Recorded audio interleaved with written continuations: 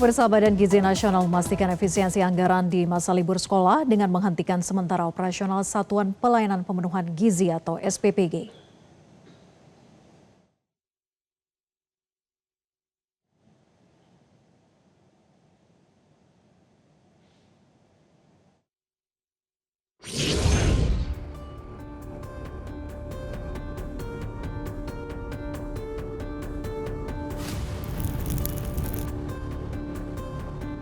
Sejumlah kalangan masyarakat mendukung dilanjutkannya program makan bergizi gratis dengan tetap melakukan evaluasi dan perbaikan. Badan Gizi Nasional pun memastikan adanya efisiensi anggaran seperti di masa libur sekolah. Wakil Kepala BGN menyatakan penghentian sementara program MBG berlangsung terhitung sejak 22 Juni hingga 13 Juli 2026. Selama masa liburan itu, 27.820 SPPG existing tidak akan beroperasi. Langkah ini untuk standarisasi tata kelola operasional dan efisiensi anggaran. Dalam SE ini menegaskan bahwa dengan tidak didistribusikannya MBG, maka seluruh SPPG yang tidak beroperasi tidak akan mendapat insentif. Nah, itu yang garis bawah yang penting ya. Dan kalau kita melihat angka jumlah SPPG yang telah beroperasi 27.820 dikalikan dengan insentif per hari itu selama 18 hari, maka kita sudah bisa melakukan efisiensi insentif SPPG itu sebesar 3 triliun 4.560 juta.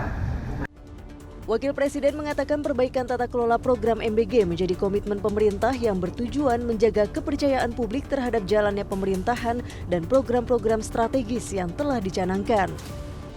Tim Liputan Metro TV.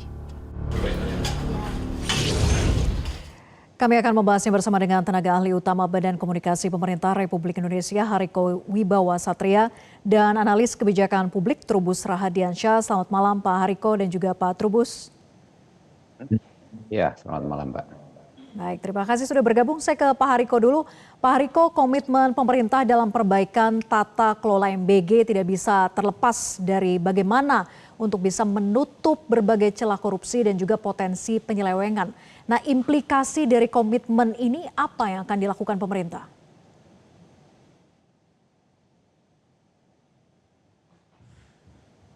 Pak Hariko masih di mute nampaknya? Mau di mute, masih mute Pak. Oh iya. Ya, silakan. Baik, terima kasih Mbak Vera dan seluruh pemirsa Metro TV yang kami hormati. Jadi apa yang kita lihat hari ini seperti pergantian pimpinan Badan Gizi Nasional, penangkapan koruptor baik di pusat maupun di daerah, penegakan aturan oleh aparat penegak hukum, semua ini karena semangat yang selalu disampaikan oleh Presiden bahwa tidak ada negara maju tanpa pemerintahan yang bersih. Jadi Presiden selalu meminta kepada aparat penegak hukum agar tidak ragu-ragu untuk membela dan melindungi masyarakat Indonesia. Presiden selalu mengatakan kepada aparat penegak hukum, jangan ragu, jangan khawatir, tidak ada yang kebal aturan. Nah, hari ini kita sudah sama-sama melihat BGN telah melakukan efisiensi anggaran. Bukan akan lagi, tetapi sudah melakukan. Yaitu dengan mengeluarkan surat edaran.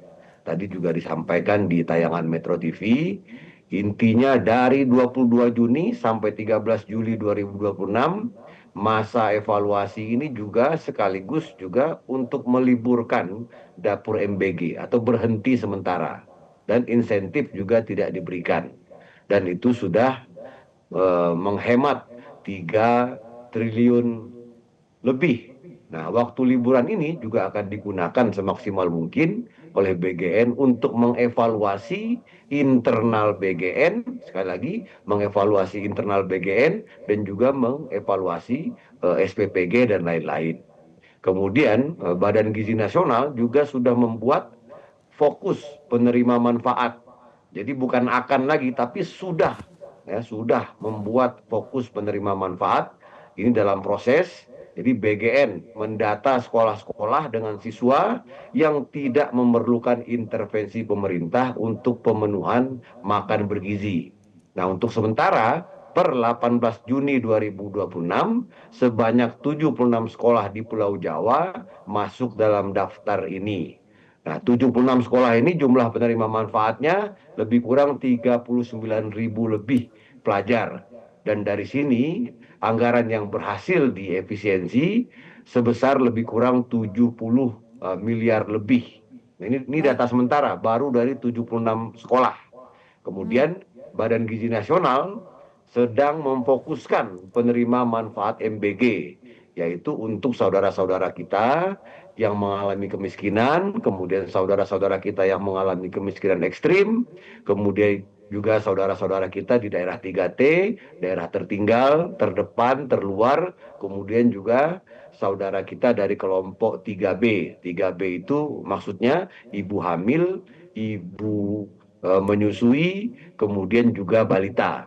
Kemudian yang dalam proses sekarang juga dilakukan, memastikan seluruh pegawai di BGN itu tidak punya dapur atau tidak punya konflik kepentingan dengan dapur-dapur MBG.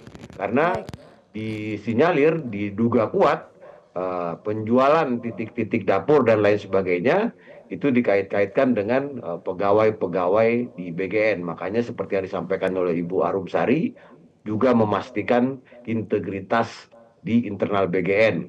Kemudian menggunakan datasen, ya kita bersyukur untuk pertama kalinya dalam sejarah di pemerintahan Presiden Prabowo ini kita punya datasen, data tunggal sosial ekonomi nasional. Ini hasil dari kekompakan seluruh kementerian, lembaga dan badan. Nah, datasen inilah yang akan digunakan sudah digunakan oleh Badan Gizi Nasional saat ini untuk menjalankan program makan bergizi gratis dan juga untuk memastikan setiap rupiah dari anggaran BGN itu betul-betul tidak dikorupsi dan bermanfaat untuk masyarakat. Begitu Mbak Vera. Baik, saya ke Pak Trubus. Pak Trubus, tanggapan Anda apakah langkah yang tadi disampaikan ini akan efektif untuk menutup berbagai celah penyelewengan?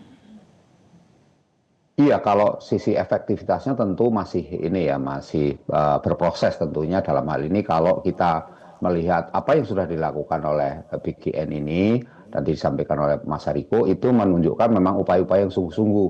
Namun demikian tentu ini nanti harus 3 hal yang harus diperhatikan, bagaimana resiko-resiko itu, misalnya resiko manajemen. Resiko manajemen ini kan ada bagaimana penguatan tadi disebutkan pengendalian internal lah, bagaimana supaya orang-orang yang karyawan lah atau pegawai BGN ini tidak memiliki ini SPPG misalnya seperti itu kan itu bagian resiko. Nah kemudian juga tentang kedua resiko operasional misalnya itu bagaimana kemudian standar mutunya itu diperbaiki terutama karena apa? Karena juga ini SPPG ini kan jumlahnya jomplang juga nggak merata. Ini yang menurut saya juga menjadi penting karena di Jawa Barat itu 15% stuntingnya tapi jumlah SPPG-nya itu ribuan. Sementara kalau di Papua itu stuntingnya 40% tapi jumlahnya cuma ratusan. Nah ini hal-hal yang nantinya ke depan harus segera pembenahan.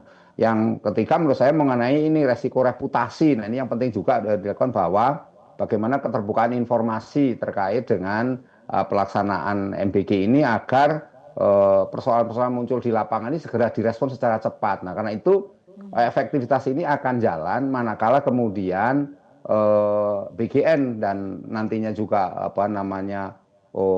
SPPG itu merespon secara cepat terhadap persoalan-persoalan yang muncul di lapangan. Nah, karena apa? Karena ini konflik-konflik selama ini, Mbak, memang penekanan kebijakan publik itu kan pada masalah kualitas tata kelola, kemudian kapasitas kelembagaan yang tidak jelas, kemudian integritas para pelaksana ini yang seringkali menjadi problem kan. Dan bagaimana juga kemampuan pemerintah itu mengidentifikasi persoalan sejak awal itu dan meskipun sudah banyak masukan-masukan dari pemerintah tapi sepertinya ini pemerintah masih belum melakukan hal-hal yang signifikan misalnya pada masa lalu. Nah, sekarang dengan kepemimpinan yang baru ini memang harapan banyak kepada publik terutama memang menghendaki agar ini tetap jalan. Artinya memang ini dibutuhkan kaitan dengan penyelesaian soal stunting, persoalan tentang gizi buruk dan sebagainya.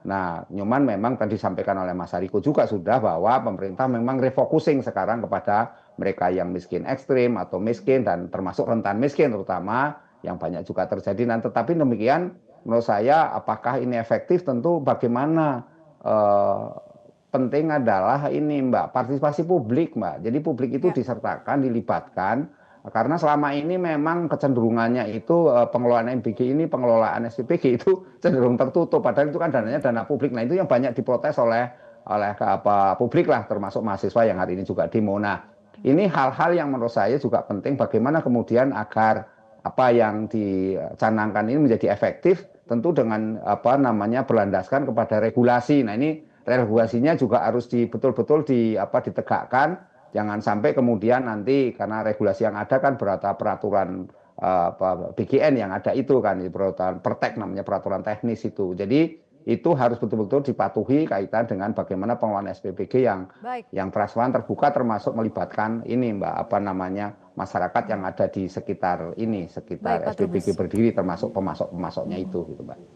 Nah, bicara soal pemasok nih ya, tepat sekali saya ke Pak Hariko.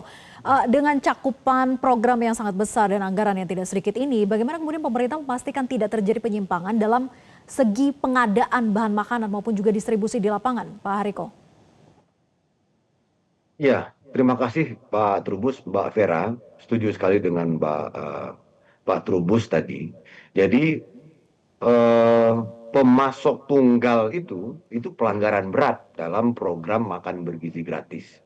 Jadi dalam satu dapur SPPG itu tidak boleh itu pemasok bahan bakunya itu tunggal. Kalau begitu bagaimana nanti manfaat ekonominya? Maka Presiden sudah memerintahkan dan itu ada dalam peraturan Presiden nomor 125 bahwa itu harus memprioritaskan produk lokal, kemudian memberdayakan UMKM, kemudian pengusaha kecil, koperasi dan lain sebagainya. Tadi setuju sekali dengan Pak Trubus, lewat Metro TV ini kami juga menyampaikan kepada seluruh masyarakat di masa-masa pembenahan seperti ini, kita bergotong royong dan kita hari ini melihat gotong royong yang sangat luar biasa, baik yang dilakukan oleh teman-teman mahasiswa di lapangan, spanduknya, orasinya, kemudian aksi turun ke jalan, itu bagian dari gotong royong besar untuk memperbaiki program makan bergizi gratis yang baru 1,5 tahun ini. Di negara lain sudah 50-70 tahun, tapi kita 1,5 tahun harus lebih serius mengevaluasi. Tadi kami juga melihat di Metro TV, teman-teman mahasiswa juga sudah menyampaikan aspirasinya, kemudian didengarkan dengan baik, diterima dengan baik oleh Bapak Dasko, kemudian oleh Bapak Saan, kemudian Bapak Habib. Ini kita melihat satu gotong royong yang besar. Di DPR juga mengawasi dengan sangat serius, kemudian memberikan masukan-masukan strategis untuk mengamankan uang rakyat yang dikelola oleh Badan Gizi Nasional.